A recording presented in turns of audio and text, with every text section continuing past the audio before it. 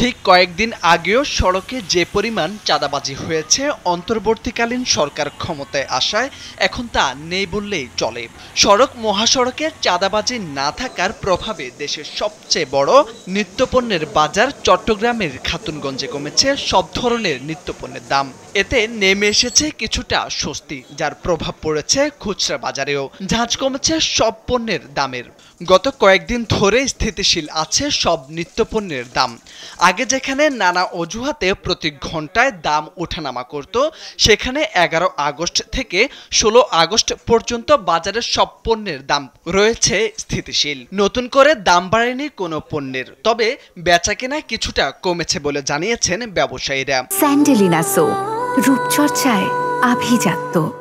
প্রশাসনের মনিটরিং টিমের পাশাপাশি নিয়মিত বাজার খোঁজখবর নিচ্ছেন শিক্ষার্থীরাও। ব্যবসায়ীরা জানিয়েছেন, বিভিন্ন স্থান থেকে নিত্যপণ্য খাতুনগঞ্জের বাজারে আসতে বেশ কয়েকবার চাঁদা দিতে হতো।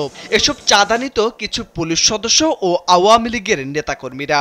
এখন তারা গা ঢাকা দিয়েছেন, যার প্রভাব পড়েছে বাজারে।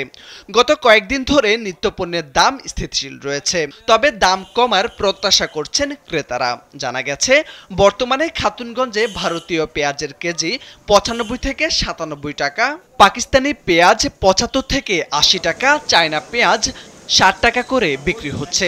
চায়না রসুন 175 টাকা, আলু 45 টাকা, আদা 210 টাকা কেজি বিক্রি হচ্ছে। এসব পণ্যের দাম আগের সপ্তাহে 10 টাকা করে বেশি ছিল।